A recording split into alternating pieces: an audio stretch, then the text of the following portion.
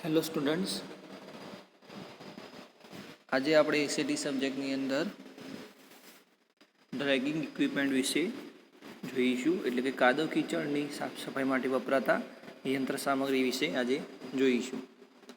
તો નોર્મલી શું હોય છે કે કાદવ કીચડ દર વખતે સાફ કરવાની જરૂર નથી પડતી, પણ અમુક વખતે જે રીતે કે કોઈ જગ્યાએ કચરો ફસાઈ ગયો હોય અથવા તો લોંગ ટાઈમ એટલે કે અમુક ટાઈમ પિરિયડ હોય કે 5 યર યા 7 યર યા 2 યર પ્રમાણે એને સાફ સફાઈ કરવાની હોય એ વખતે આપણે આ પ્રમાણેના ઇક્વિપમેન્ટની રિક્વાયરમેન્ટ પડતી હોય છે, અથવા તો ઇમરજન્સી દરમિયાન આપણે એને ઉપયોગમાં લેતા હોઈએ છીએ. બરાબર. બાકી તમે રોજિંદી લાઈફની અંદર આ પ્રકારના ઇક્વિપમેન્ટ રેર કેસમાં જોયા હશે. બાકી રેગ્યુલર આનો ઉપયોગ આપણે કરતા નથી. તો હવે અલગ અલગ ઇક્વિપમેન્ટની અલગ અલગ ખાસિયત છે. તો ઇક્વિપમેન્ટની વાત કરીએ તો ઇક્વિપમેન્ટ આપણી પાસે કયા કયા છે?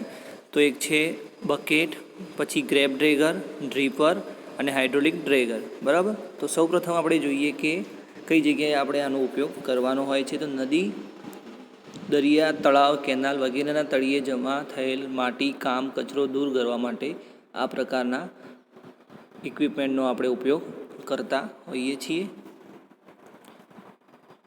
આ પ્રકારના ઇક્વિપમેન્ટમાં અલગ અલગ પાર્ટ્સ આપણને એટલે કે અલગ અલગ પ્રકાર આપણને આપેલા છે. તો આપણે સૌપ્રથમ નંબર 1 છે બકેટ, લીડર, ડ્રેગર, પછી છે ગ્રેબ, પછી ડ્રીપર અને લાસ્ટમાં હાઇડ્રોલિક. તો નંબર 1 છે આપણું બકેટ, લીડર, ડ્રેગર.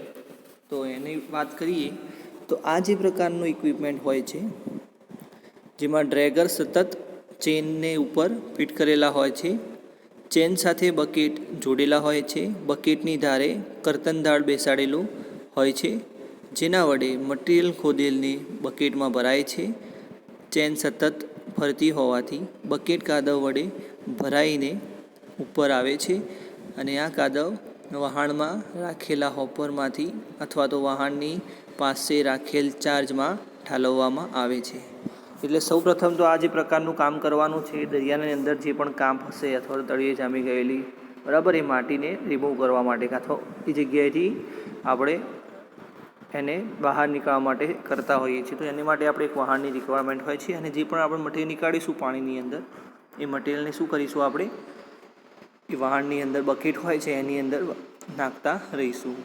હવે આ બકેટ જે છે એ કઈ રીતનું દેખાતું હોય છે તો આપણે એક સ્કેચ દ્વારા સમજીશું. તો આ જે છે આપણું બકેટ છે, આ છે આપણું વહાણ. બરાબર. સોરી, આ જે છે આપણું વહાણ છે, આને આપણે શું કહીશું? Bucket, ladder, dredger. બરાબર. અને આની અંદર બકેટ આપણને આ જોવા મળે છે તીથ જેવા ભાગ, એને આપણે બકેટ કહીશું. તો જે નીચે રહેલું જે વેસ્ટ હશે એને આની અંદર એડ કરી અને પછી ઉપર લઈ જઈ અને પછી એ વહાણની અંદર ઠાલવતું હોય છે. બરાબર. આ રીતે કામ કરતું હોય છે. એક્ઝામની અંદર પૂછાય તો તમારે આ રીતની ફિગર દોરવાની થશે. નેક્સ્ટ જોઈએ આપણે ગ્રેબ ડ્રેગર. તો એની અંદર શું છે? તો એની અંદર આ પ્રકારના ડ્રેગરમાં એક ગ્રેબની મોટી હોડીમાંથી દોરડા વડે લટકાવવામાં આવે છે, જેથી ગ્રેબ કાદવ ભરાઈ જાય છે. ગ્રેબમાં કાદવ ભરાઈ જાય છે. ત્યાર પછી યોગ્ય કોઠવણ વડે ગ્રેબને બંધ કરી ઉંચકી લેવામાં આવે છે. ગ્રેબનું ઓપરેશન ક્રેન વડે થાય છે. બરાબર. હવે જો આ સતત ચાલતું રહે કામ, એ માટે કન્ટિન્યુઅસ તમારું કામ ચાલતું રહે એ માટે આપણે બકેટનો ઉપયોગ કરતા હતા. ગ્રેબમાં શું છે કે વન ટાઈપ ઓફ આપણે જે વેલની અંદરથી પાણી નીકાળવાનું તો શું કરીએ છીએ, બકેટને અંદર નાખીએ છીએ અને પછી એની અંદર પાણી ભરાય એટલે બહાર ખીચી લઈએ છીએ. બસ એ જ વસ્તુ આની અંદર થતી હોય છે. એને આપણે સ્કેચ દ્વારા જોઈશું. તો આની અંદર એક આ આપણું વહાણ છે. બરાબર. વહાણની અંદર એક ક્રેન છે અને આ બકેટ નીચે લગાવેલી છે. બરાબર. જેને આપણે ગ્રેબ કહીશું. ગ્રેબ શું કરશે કે અંદર જશે અને જે પણ મટીરિયલ હશે એને બકેટની અંદર લઈ લેશે. પછી ઓટોમેટિક બકેટ બંધ થઈ જશે. પછી બકેટની અંદર મટીરિયલ આવી ગયા પછી એને પછી બહાર નીકાળી અને જે તે જગ્યાએ થોડું વહાણની અંદર એને બકેટમાં નાખવામાં આવે છે. તો આ રીતે એની અંદર રહેલો કચરો સાફ કરવામાં આવતો હોય છે. પછી આવશે આપણું ડ્રીપર. તો ડ્રીપર વિશે જોઈએ તો ડ્રીપર કોને કહીશું? તો જે ડ્રીપર છે તેમાં એક મોટી હોડી ફ્રેમ સાથે ફિટ કરી શકાય તેવો પાટડો એટલે રિવોલ્વિંગ બૂમ ફિટ કરેલ હોય છે. ડ્રીપર સ્ટિક બૂમ અને બકેટની જોડે છે. ડ્રીપર સ્ટિક વડે બકેટ ઉપર દબાણ આપી હોસ્ટ કેબલ વડે ઉંચકવામાં આવે છે. આવા ડ્રેગર સખત જમીન માટે ઉપયોગી છે. તે બુલડોઝર અને સ્ટીપ ક્લેને પણ ખોદી શકે છે. આને માટે આપણે સ્કેચ જોઈશું. આની અંદર સેમ પેટર્ન છે જે આપણે આગળ જોયું હતું ગ્રેબની અંદર, પણ એની અંદર હોસ્ટિંગ કેબલ અથવા તો ડ્રીપર સ્ટિક નહોતી. આની અંદર શું છે? ડ્રીપર સ્ટિક અને હોસ્ટિંગ કેબલ છે. એટલે આ બકેટ જે છે એ વન ટાઈપ પાવર સોવેલ જે હતું એ પ્રમાણે કામ કરશે કે જે આપણું જે મટીરિયલ હશે એને નીચેથી ભરશે આની અંદર બકેટની અંદર, પછી આ પોર્શન અપ થઈ જશે, પછી એની અંદરથી બહાર નીકાળી અને જે તે જગ્યાએ અથવા તો આપણે વાહનની અંદર એને બકેટમાં નાખી શકીએ છીએ. બરાબર, અલગ અલગ ઇક્વિપમેન્ટ અલગ અલગ કામ માટે વપરાય છે. બરાબર, તો આનું કામ પણ આ રીતનું હોય છે. હવે આવશે ગ્રાઉન્ડિંગ અને ગનાઇટિંગ ઇક્વિપમેન્ટ. તો ગ્રાઉટિંગ અને ગનાઇટિંગ એટલે શું? તો એ વિશે આપણે જોઈએ.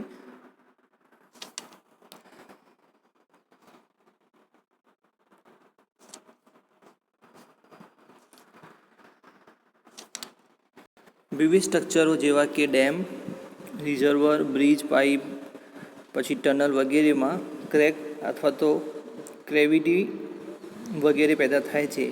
આમ આ ખામી દૂર કરવા માટે તેમાં સિમેન્ટ, ક્લે, આસ્ફાલ્ટ, કેમિકલ વગેરે દબાણપૂર્વક એડ કરવામાં આવે છે, જેને કહીશું આપણે ગ્રાઉટિંગ.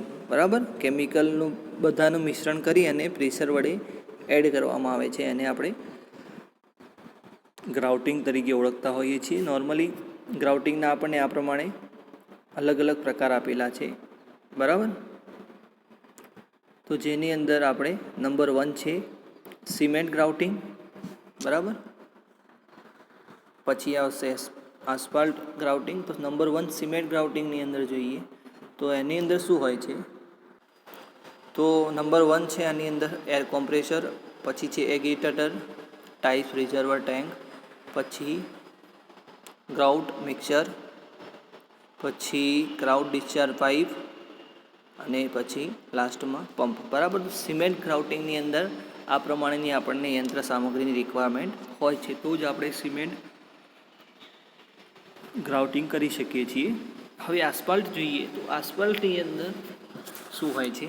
તો આસ્ફાલ્ટ જ્યારે ગ્રાઉટિંગ કરવાનું હોય આસ્ફાલ્ટ મટીરિયલ વડે, તો એની અંદર સૌપ્રથમ જોશે આપણને હીટિંગ મટીરિયલ અથવા તો હીટિંગ કેટલી, પછી piston type pump, air compressor. બરાબર, કે જેનું આપણે શું કરવાનું છે? આસ્ફાલ્ટ મટીરિયલ માટે આપણે ઉપયોગ કરીશું, તો એના માટે અલગ મટીરિયલ અને ઇક્વિપમેન્ટની રિક્વાયરમેન્ટ પડશે. સિમેન્ટ માટે જ્યારે ગ્રાઉટિંગ કરશું એ માટે અલગ રિક્વાયરમેન્ટ પડશે. બરાબર, તો આ હતું આપણું ગ્રાઉટિંગ. બરાબર, હવે ગ્રાઉટિંગની આપણને સ્કેચ આપેલી છે કે કઈ રીતે કામ થતું હોય છે, તો એ જોઈએ જરા. તો આ પ્રમાણેનું આપણને એક સ્કેચ આપ્યું છે. બરાબર, જેની અંદર આપણે જોઈ શકીએ છીએ કે અહીંયા ગ્રાઉટ મિક્સચર, પછી વાલ જે આપણને ઓલી આ લિસ્ટમાં નામ જોયા. બરાબર, એગિટેટર ટેન્ક, પંપ, પાઇપલાઇન, બરાબર, વાલ્વ, પછી ઇન્જેક્ટર હોલ. તો આ બધા જે આપણને સ્કેચ દ્વારા સમજાવવાની કોશિશ કરી છે કે આની અંદર આ રીતે કામ થતું હોય છે. હવે આપણે ગનાઇટિંગ જોઈશું અથવા તો એને શોર્ટ સર્કિટિંગ પણ કહેવામાં આવે છે. તો ગનાઇટિંગ ને પ્રોનાઉન્સિએશન તરીકે ગુનાઇટિંગ આપણે પણ કહેતા હોઈએ છીએ. તો ગુનાઇટિંગ એક એવી પદ્ધતિ છે જેમાં મોલ્ટાર હોજ દ્વારા હવાની પ્રેશરથી ઊંચા વેગ સપાટી પર લગાડવામાં આવે છે. બરાબર, જે પણ મટીરિયલ હશે એને શું કરવામાં આવે છે? એક જગ્યાએ સ્ટોર કરી અને પંપ દ્વારા પ્રેશર દ્વારા એને જે તે સરફેસ ઉપર લગાવવામાં આવે છે. તો એના માટે 2 મેથડ છે, એક છે ડ્રાય અને બીજી છે વેટ. બરાબર, ડ્રાય અને વેટ આ બે મેથડ છે. આની અંદર એમ પણ કીધેલું છે કે નવી વિકસેલી પદ્ધતિ મુજબ મોલ્ટારના નાના સ્થૂળ એગ્રીગેટ વાપરીને એક જ રીતે લગાવવામાં આવે છે, જેથી સિમેન્ટની જરૂરિયાત ઘટે છે અને વધારાના જાડાઈવાળા સ્થળ મેળવી શકાય છે. આ નવી પદ્ધતિ શોર્ટ સર્કિટિંગ પણ કહે છે. જેટના ફોર્સથી મોલ્ટારનું દબાણ આપવામાં આવે છે, બરાબર, એટલે પંપ દ્વારા એને પ્રેશર આપવામાં આવે છે. મોલ્ટાર જલ્દી સેટ થાય તે માટે રેડીમિક્સ અથવા તો રેડી સેટ સિમેન્ટ પણ વાપરવામાં આવે છે, બરાબર. હવે એનો સ્કેચ જોઈશું. આ તમારી એક્ઝામની અંદર પૂછાય છે. તો આની અંદર આપણે જોઈ શકીએ છીએ કે સૌપ્રથમ આપણને શું આપેલું છે. સૌપ્રથમ એક એર કોમ્પ્રેસર આપેલું છે. એર કોમ્પ્રેસરમાંથી એર જ્યારે સ્ટાર્ટ થશે તો એ જે એર છે એની સાથે સાથે અહીંયા આપણને એક વાલ્વ જેવું આપેલું છે, જેને આપણે મેક્સિમમ એટલે આપણને કઈ રીતનો સિમેન્ટ જોઈએ છે, સિમેન્ટની માત્રા ઓછી કે વધારે અથવા તો રેશિયો જે પ્રમાણે હોય 1:2:4 એ પ્રમાણેનો રેશિયો જે પણ પ્રકારનો જોતો હોય એ પ્રમાણે રેશિયા પ્રમાણે આપણે વાલ્વને ઓપન કરીશું. બીજી ત્યાંથી આગળની જગ્યાએ જોઈશું તો ત્યાં આપણને વોટર ટેન્ક મળે છે, બરાબર. તો વોટર ટેન્કમાંથી પાણી સાથે એટલે કે પ્રેશર બનશે હવાનું, તો હવાના પ્રેશર સાથે પાણી જે છે એ આગળ જશે અને અહીંથી જે સિમેન્ટ છે ગન પાવડરમાં એ પણ આગળ જશે. બંને વસ્તુ આગળ પહોંચ્યા પછી હવે જો તમારે પાણીની માત્રા ઓછી કરવી હોય તો એની માટે એક કંટ્રોલ આપેલો છે, વાલ્વ આપેલો છે, તો અહીંથી આપણે ઓપરેટ કરી શકીએ છીએ. અદરવાઇઝ જો તમારે પ્રપોઝન ઓકે જ હોય તો શું કરવાનું થશે, અહીંથી ઓપન કરશો એટલે તમારું પાણી અહીં સુધી પહોંચશે અને સિમેન્ટ તમારું અહીં સુધી પહોંચશે અને બંનેનું મિક્સન અહીંયા જ બંને મટીરિયલ ભેગા થશે અને પછી નોઝલ દ્વારા જે તે સપાટી ઉપર લગાવવાના હશે ત્યાં એ ચોંટી જશે, બરાબર. તો આ જે કાર્ય છે એની અંદર આપણને સારા એવા રિઝલ્ટ મળતા હોય છે, કેમ કે જે તે તિરાડ હશે એમાં અંદર સુધી આપણે મટીરિયલ પહોંચાડી શકતા હોઈએ છીએ. તો આપણી માટે બેસ્ટ રહેશે કે જે ઘનાઇટિંગ મેથડ છે એ આપણી માટે સારી કહી શકાય બીજી મેથડ કરતાં, બરાબર. અને ઘણી વખત એવું થતું હોય છે કે સ્ટ્રક્ચર બની ગયા પછી નવા સ્ટ્રક્ચરની અંદર પણ તિરાડો પડતી હોય છે. જૂના સ્ટ્રક્ચરની અંદર તો પડવાની જ છે, પણ નવા સ્ટ્રક્ચરની અંદર ફાઉન્ડેશન બેસવાથી અથવા તો ઘણા બધા કારણોને કારણે અથવા તો ફેમ સ્ટ્રક્ચર હોય તો પાર્ટીશન વોલના બેસવાથી પણ એમાં તિરાડો પડતી હોય છે. તો તિરાડો આપણને રિમૂવ કરવી હોય તો આ રીતે આપણે કરી શકીએ છીએ. તો આજે આપણું આ ચેપ્ટર પતી જાય છે. નેક્સ્ટ ટાઈમ આપણે નેક્સ્ટ ચેપ્ટર સ્ટાર્ટ કરીશું. તમારે મને એટલે કે આજનો ક્વેશ્ચનમાં તમારે મને એક બકેટ લીડરની ફિગર મોકલવાની રહેશે અને એક ગનાઇટિંગ મેથડ જે લાસ્ટ જોઈ એને વ્યવસ્થિત દોરી અને પીક મોકલવાનો રહેશે, બરાબર. Thank you.